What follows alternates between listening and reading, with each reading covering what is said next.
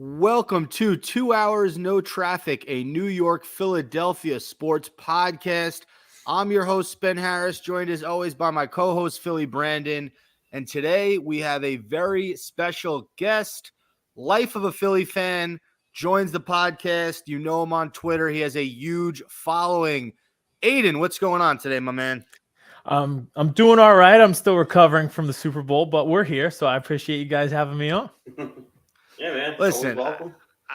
I get it. You guys lost. We're going to get into it. But can we just acknowledge that was a pretty fun Super Bowl? I know you guys were on the wrong end, but as far as I thought we were going to get a boring ass game. And that was probably the best Super Bowl we've had in the past several years, maybe since the Super Bowl that you guys won. Yeah, that's honestly how I felt too. And honestly, the holding call was controversial. To me, the worst part about it was it just made it very anticlimactic. It was this shootout, 35-35 into the end. And it's like, that's it. A chip shot field goal, a 70-yard Hail Mary attempt. That's it. Like, we came this far. It's this good of a game. And then one holding call and it's all over. That was the worst part about it. I think that was like that's like the biggest thing was like, it was a classic, like all the way through, back and forth. Mahomes and Hurts, everyone thought there was this huge gap between them, and Hurts is hanging around. I thought he outplayed him. I thought Hurts outplayed Mahomes in the Super Bowl, and to not get the chance to have his shining moment, his Philadelphia legend, Bryce Harper, the swing of his life moment, and then have that be taken away in favor of a cheap holding call is just. They robbed us, but they robbed fans of football. Like, nobody wanted it to end like that. I mean, even if you're in Kansas City, you don't feel good about that ending, I don't think. You get the Super Bowl, but you probably would have loved to see Mahomes dot it between two guys to Kelsey in the end zone to win it instead of a holding call. And you're right, fans of football, I brought this up on our show, but if that holding call doesn't occur, I'm very confident that at least goes to overtime, tied at 38, because we'll get the ball back. Like you said, Hurts has his crowning moment, drives them down the field like Mahomes just did. 38-38 going into overtime. We're talking all-time classic football game and Super Bowl. Yeah. So we were all robbed, not just Philly fans, everybody. Yeah, anybody who likes football. No, I get it. Look, it's like going on the perfect date, great dinner, great vibes, getting to the front door, and then getting a peck on the cheek. That's pretty much what the Super Bowl was. Yeah. You paid for the bill, and then at the end you're like, oh wait, that's it. I messed up the It's kiss. Actually that's not inaccurate either. I don't know what you did for the game, Aiden, but I know for me, I had train tickets, I had cover. I was people were invested. I went down in the center city to watch, and I had Amtrak there, Amtrak back. Because SEPTA was they don't the deal with SEPTA, they don't run late at night. So I had to go through all these logistics to watch them lose like that. It was I don't know what hurts more, the game or everything I went through to get here. Yeah, and then afterwards, so I was trying to call the Uber home from my friend's house because we were in Center City, and Uber's for $100. I'm like, what is going on? I knew there were a ton of people down there, but the roads were blocked because they were expecting them to win and just have that riot, in the street. So a lot of the roads were blocked and Ubers couldn't get through. So then I'm just stuck on this island and for no point. We didn't get to celebrate in the streets, which is the whole point of the streets being blocked. So then it's just all right, so it's $100 to get home and we lost. Awesome. Dude, shout out to the Amtrak Northeast Regional. It was $13 to get home. Because I was the same way. I live, I was going back to Delco. That's where my parents live. I live out in Phoenixville now. But an Uber to Delco from the city was I think $140 or something like that. It was all the inconveniences with none of the hanging from street poles, lighting stuff on fire, and throwing beers out the window. Which, exactly. That's the whole reason you go to the city for the game. That's the whole point, exactly right. If you spend $100 to get home, but you were in the middle of a riot at City Hall, it's worth it, But when it's just raining, dark, nobody in the streets, you lost, and it's $100, then it hits the bank account a little different. Yeah, it just felt like a sunk cost. But there's a lot of people that think we're going to be right back there. I'm not necessarily one of them, but a lot of that depends on who's back, who stays, who do we prioritize. So.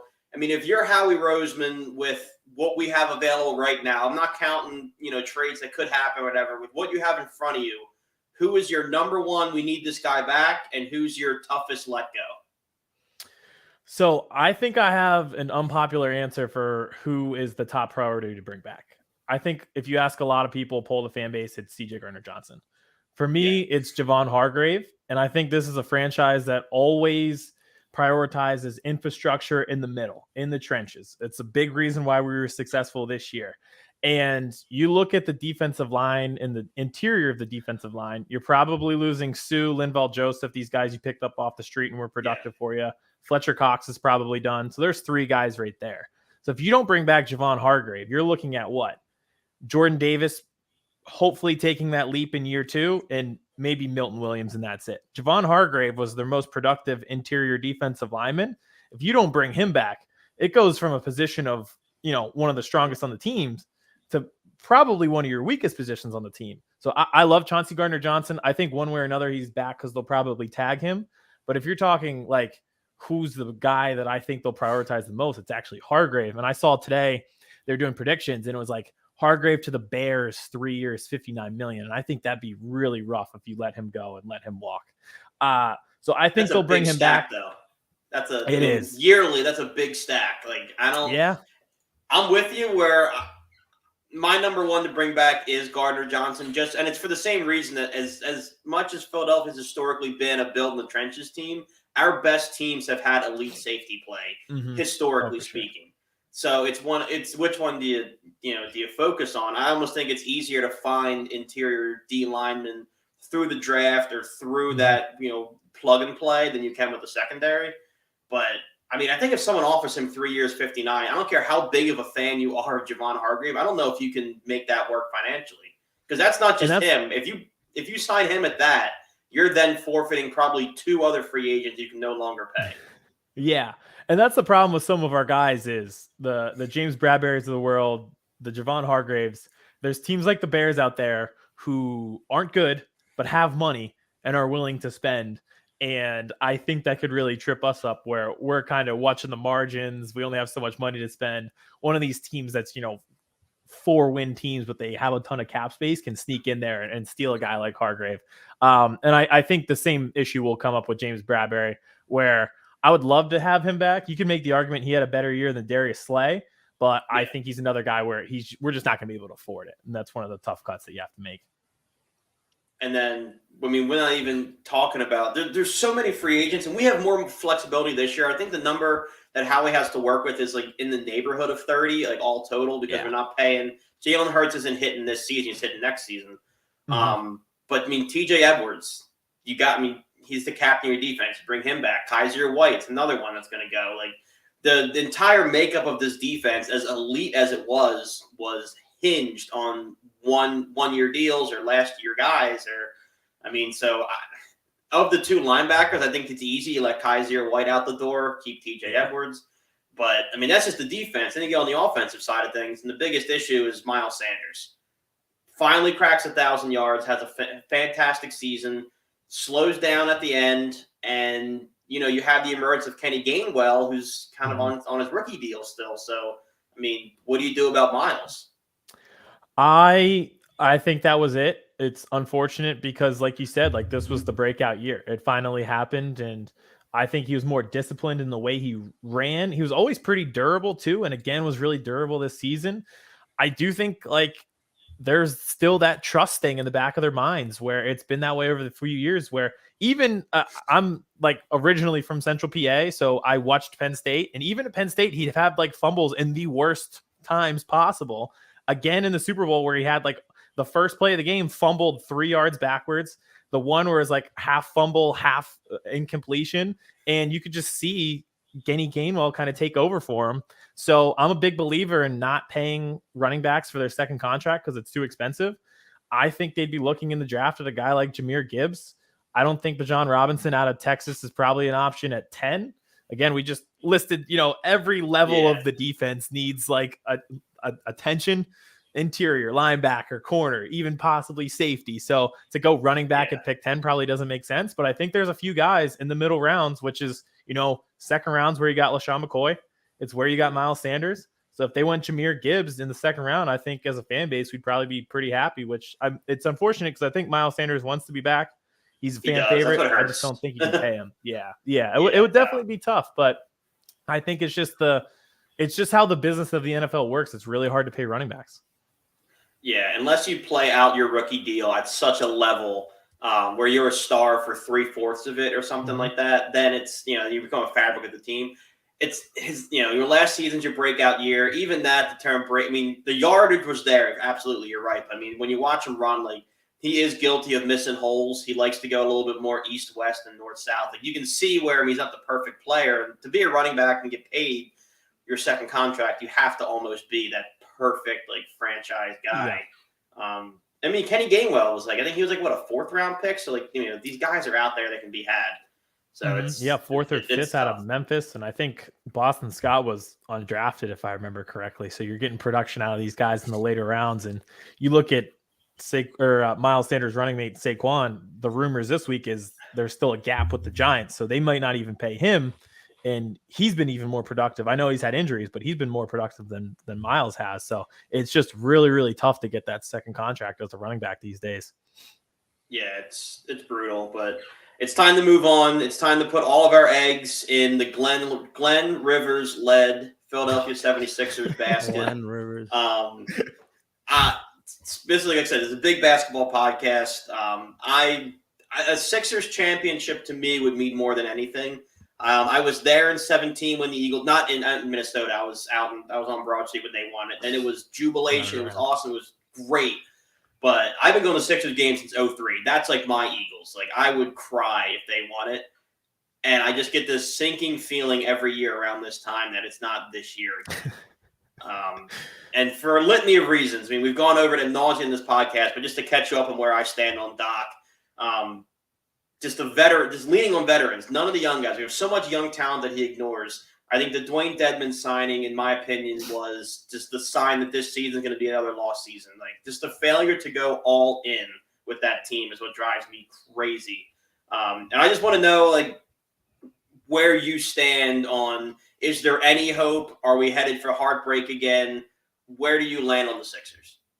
I'm probably right around the same as you. I probably have more hope in them, but I don't have a lot of. Doc Rivers is like the Antichrist to me. He's like everything that's wrong with an NBA head coach these days. It's like not prioritizing athleticism, which they finally might actually start to be with the trade for Jalen McDaniels. And it seems like in the past few weeks, they've finally been playing Paul Reed over Montrezl Harrell, who is just like a turnstile on defense. But then you like sign Dwayne Dedmon. It's like, yeah, it's crazy. It's just like, and that Nuggets game was so wild because it's like you lost the playoff series because Montrezl Harrell was guarding Jokic, and then you go out and just do the same thing. And I think that's probably where you have that like lack of hope, is because there's never any adjustment. It's always the same with him.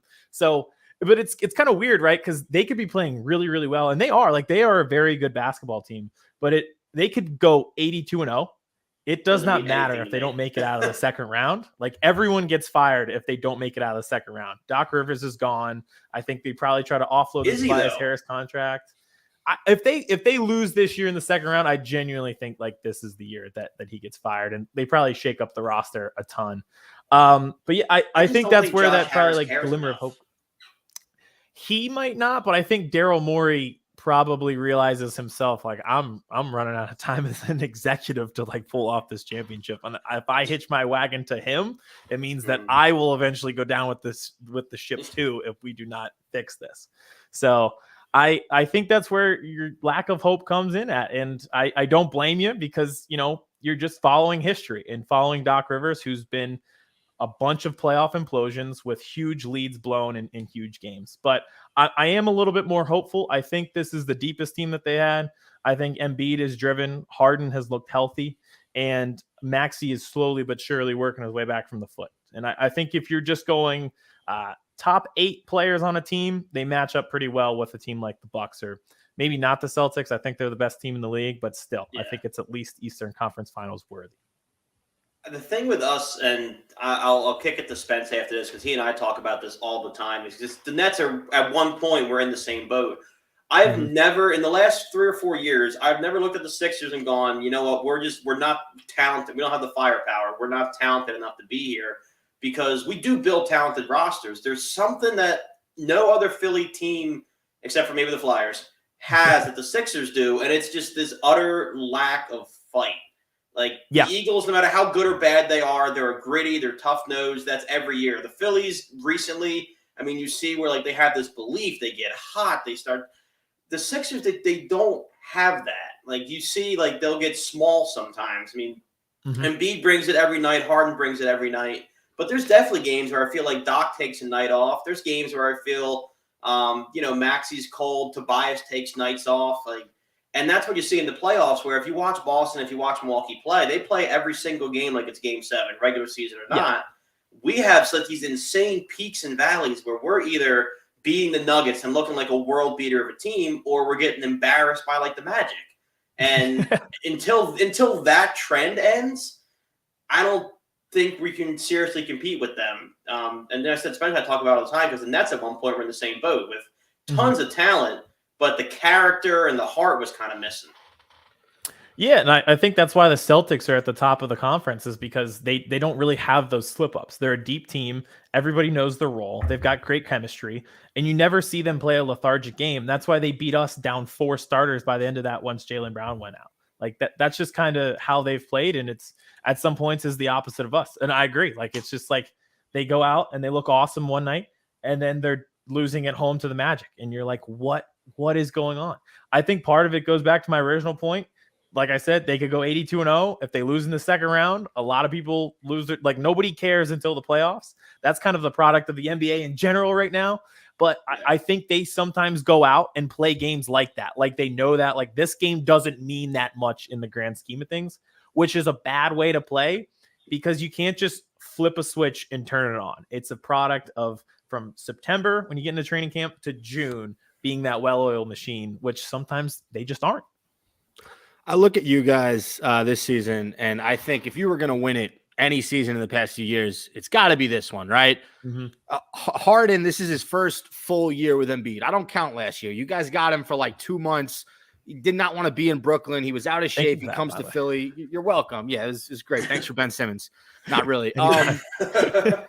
So I look at your team, and I think like Embiid, Doc, Tobias, these guys are tired of regular season success. That you guys have been a top 3 team the past several seasons and come up short in the playoffs. So difference between you guys and the Celtics and the Bucks, those teams have sniffed the championship. The Bucks have won it. The Celtics went there. So they know what it takes to get there. You guys know what it takes to be a 1, 2, 3 seed in the regular season, but you're just trying to get to the playoffs with a healthy Maxey, a healthy Harden, a healthy Embiid, and see what happens. I give you guys a good enough shot against any of those teams in a 7-game series. But the question is, in the playoffs, you need to see that elevated level of play, right? The way the Celtics played down the stretch last season, they were better than they played the whole regular season.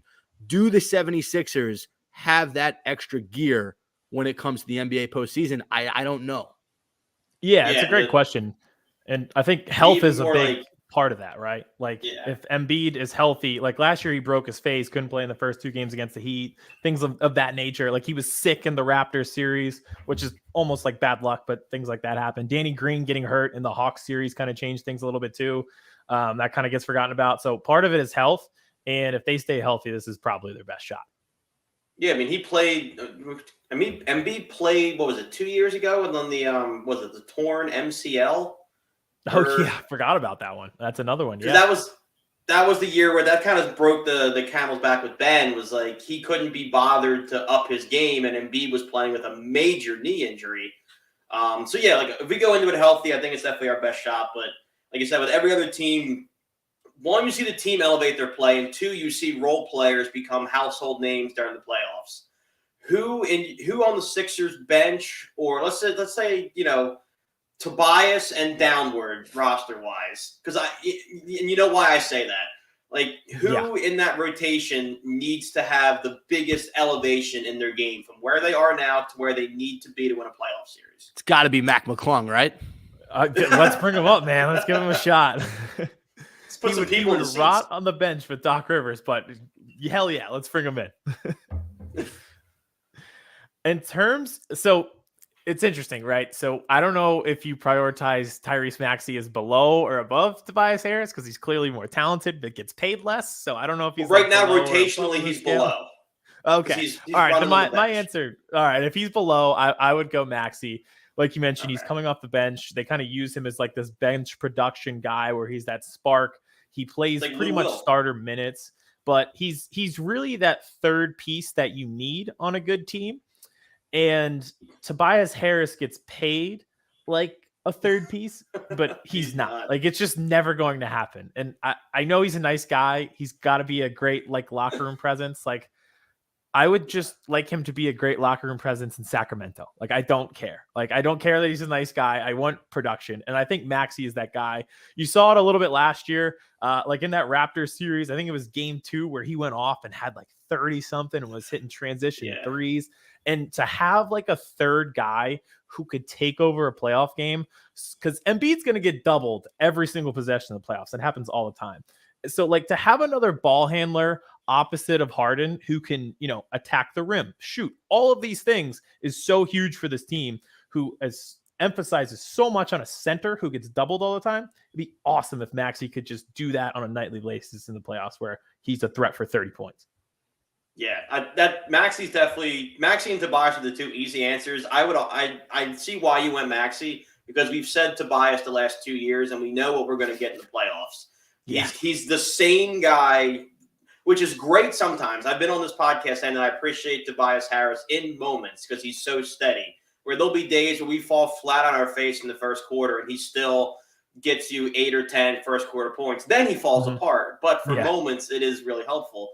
For me, just to not echo Tyrese Maxey again, I think a fun one if he got hot would be George Niang. Not because I would ever put our playoff hopes in his hands, but he is the closest thing we have to that lethal three-point shooter where if you do double Embiid, you have to come off of somebody. And on a court with, say, Tobias is on the court, Maxey's on the court, you're not coming off of them. You're going to come off Niang. So if you're going to send that double off Niang and he can sit in the corner and just drain open threes, he's somebody who can make you pay for doubling Embiid. If he's not hitting, he's a completely wasted body out on the floor because he can't dribble. He's not a plus defender, and he fights. I like him. He'll throw hands, but he's not gonna win on the boards either.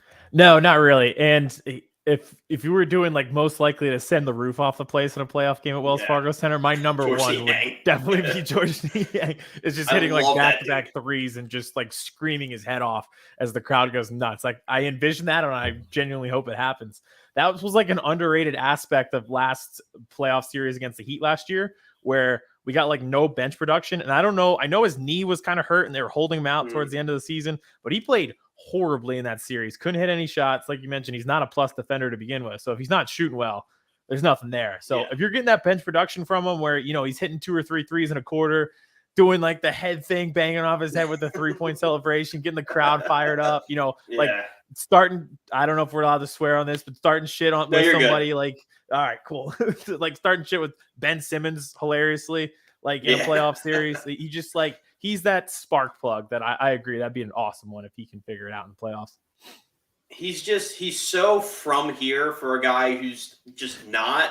But like he came in, I don't think he played a minute with Ben Simmons. I think he came in transactionally, like after Ben left, and he just assumed that vendetta against him as soon as he got here. I love George Niang, not because he's great, just because he's just on a team lacking character and lacking fire. He's about all we got. He's our Mike Scott, if you remember from a couple years ago. Oh yeah, just the captain of vibes. A better shooting Mike Scott is what George Niang is, which again kind of goes back to our point. This is our best shot to win a title because we've improved from Mike Scott to George Niang. So exactly, but we've dropped from Tobias Harris to Jimmy Butler. Well, vice versa, Jimmy Butler to Tobias. Yeah, true. So kind of balances out in the end. So we've gotten to the two franchises we're most likely to win a title. I mean, the Phillies could very well be there. I don't know how much you follow soccer. I do a little bit, but we're not a big soccer podcast. I know Jim Curtin with the Union's an all-time coach. If you had to look at the Philadelphia coaching landscape for the major sports, and we'll include the Union because it's becoming a major sport, give me your ladder on top Philadelphia coaches right now. I would probably go Rob Thompson 1. I think he's just, in terms of like baseball manager, he is perfect, where it's just this guy who's steady. He's not too high, not too low, which when your season is a 162-game marathon plus playoffs is perfect. I know the sample size is small because they fired Joe Girardi after May. He'd be my top one. I don't follow soccer a ton, so like I know that their coach is great, so we can put them in the top 3. I'll really only give 3 because I won't give the Flyers like the time of day to like even allow them to be ranked with what they are doing with that franchise and just not tanking, but really tanking themselves. And I don't like Doc Rivers at all, so he'd probably be 4. So I think it'd be Rob Thompson 1, and I guess Nick Sirianni would be 2. I like Sirianni because he's like that perfect example of just get results, like that's all the city cares about. Like the analogies are funny, the flower things, all these speeches, but none of that really, you can be as corny as you want, but if you win, you win. He's like Ted Lasso. Like you can have all these goofy characteristics about you. As long as you win in this city, we will love you no matter what.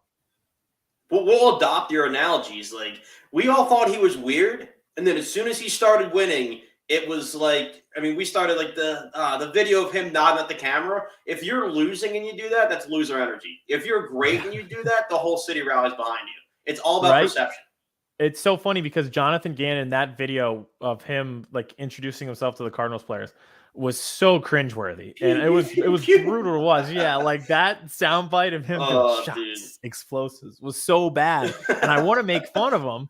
But when Sirianni came in, he was like reading notes off a note card and banging the table at the press conference. And he didn't look great, but he got results. So I can't make fun of Gannon yet, even though I want to. Oh, no, you can. I want to turn it over to Spence. I know he had 2 questions that are absolute home runs, and I'm running out of time here. But I had no idea Gannon looked as dorky as he does. Without a hat, he's a tough look. He was pretty dorky in the hat too, with the glasses on the sideline. He's not exactly intimidating. He's not. I don't know if you guys are noticing. We're getting a new breed of NFL coaches. Gannon, Mike McDaniel in Miami. We're getting like these. These aren't like your tough Mike Vrabels, your Bill Belichick's. These are like different kind of younger cats. So it's interesting. Yeah. I grew up with Bill Cowher, and now I think we're at the point where it's like a guy's like hitting his vape under his like hoodie in a playoff game.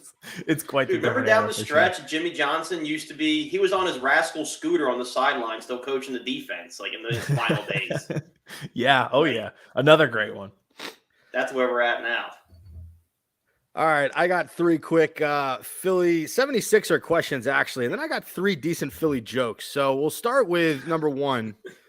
Will Joel Embiid ever win an MVP? I don't think so. I think it's ridiculous that Jokic again, take Embiid out of it. Like Jokic still wouldn't be my MVP. I'd still be going Giannis like every year. If you started tomorrow and you were a GM and they did a fantasy draft and said pick one person to start your franchise with, I'd probably go Giannis, maybe Steph Curry, even though I know he's been hurt. But Jokic will just never be my MVP.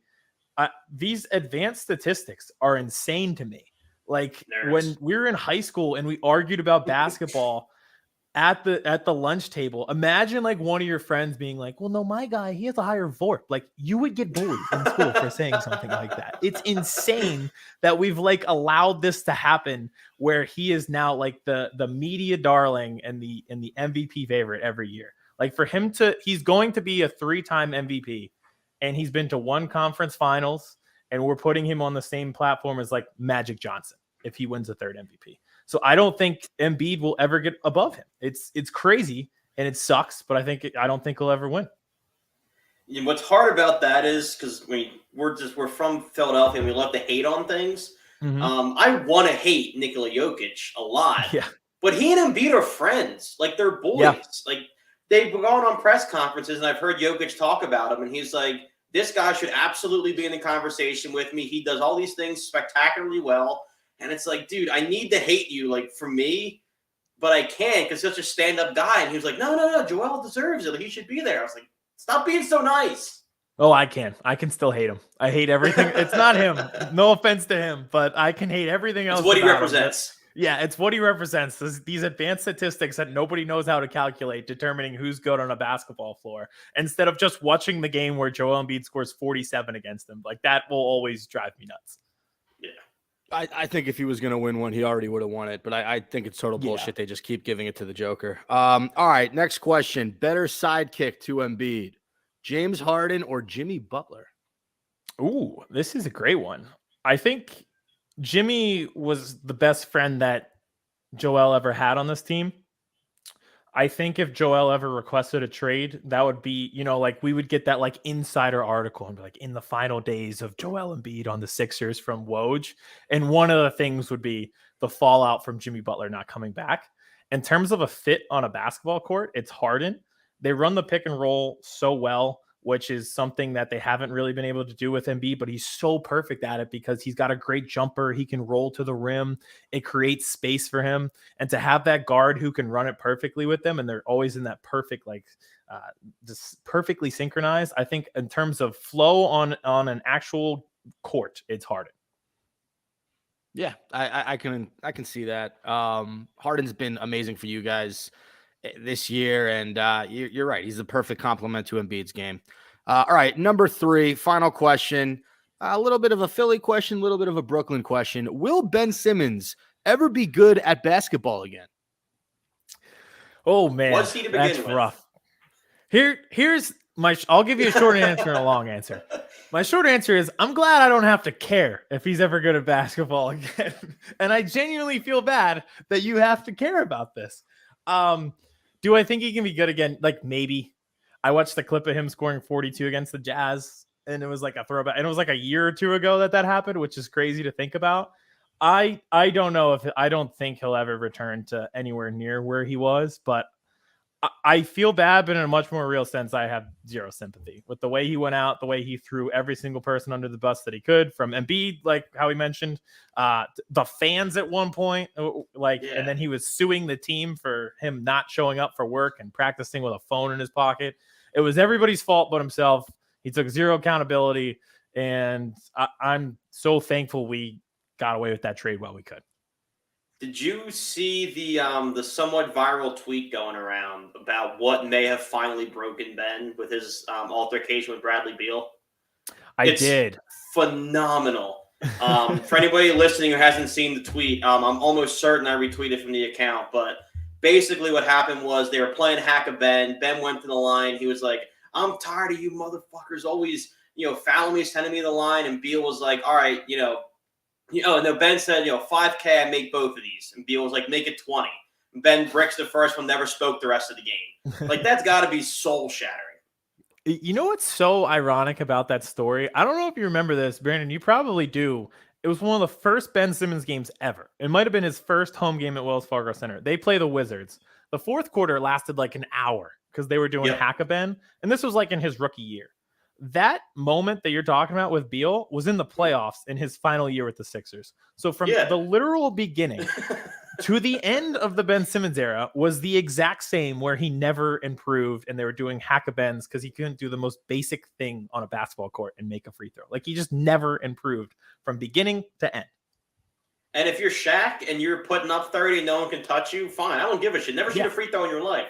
If you're Ben and you give me 7 points, I'm going to need you at that free throw line, pal. Yeah, exactly. And you're the point guard. Like, you bring the ball up the court. You have to have the ball in crunch time situations, and we can't trust you to make a free throw. It's crazy. It is crazy. I hate this conversation so much. It's amazing. It's your life now. It was like I was actually excited for him to play this season. And then when the games actually started and I saw what he's become, it made me so annoyed and angry and jealous of you guys for having a guy in James Harden who can actually play basketball at a elite level. All right, so I got 3 jokes. 2 of them are terrible. One of them I think is actually pretty funny. We're gonna start number 1. We're gonna go from the worst to the best, in my opinion. I was on a game show recently and I was able to phone a friend for help with a question, so I called Allen Iverson. Answer. You got it? There you go. That took me a second. That's number 1. Number 2. My comprehension skills aren't great. UPS stores in Philadelphia's new slogan, "What can AJ Brown do for you?" I like that. Okay. I think that could be a promo. Not bad. All right, here's my favorite one. Aiden, I have a feeling you're going to like this last one. Uh-oh. James Bradbury might be playing for another city next season. Philly's going to have a tough time holding on to him. Yeah. Thank you, Philadelphia. All right, that was it for me. I like it. Wasn't a hole; it was a gentle grasp. A little grab, not a hole. I led up to that, but yeah. I mean, listen, if they don't call that and they kick the field goal, who knows? Maybe Hurts goes down the field and wins you guys the Super Bowl, but we will never know, unfortunately. That's so much fun. We get to spend the rest of our lives thinking about it if it happened, and we'll never know. Maybe Marvel will make another what if, and they'll do a whole like what if the Eagles won the Super Bowl, and that'd be great. Yeah. Aiden, imagine we'll leave it on this, but imagine how much worse that would hurt if we didn't win in 17. Oh, I don't even know if I'd be on the show. I'd still be in a dark corner somewhere. They wouldn't even have heard of me yet. I wouldn't come out until June. The Sixers season might, hopefully they'd be in the NBA Finals by the time I get out. But yeah, if we lost in 2017 and then lost again this year, oh man, I'd be in a spiral right now. I'd be having a lot more than Yingling, that's for goddamn sure. Yeah, Everclear probably. Straight, but all right, everybody. Thanks for tuning in. Another week here. 2 hours, no traffic. I promise at some point we'll do Brooklyn content, but Philly's been on top of the world lately and then at the bottom very rapidly, so we've had to address that. Aiden, thanks so much for coming on. Everybody, make sure you check Aiden out. Life of a Philly Fan is the fan's voice for everything Philadelphia sports, the most relatable, the most accurate, the funniest account you can follow Philadelphia sports-wise. So, Aiden, thanks so much for coming on. Appreciate you having me, boys. We'll have to do this again. Hopefully, we don't have a lot of hope in the Sixers right now, but maybe we'll do it again in June, and we'll be a little hype about a parade run. I'd love to be wrong. All right, y'all. Catch you next time around.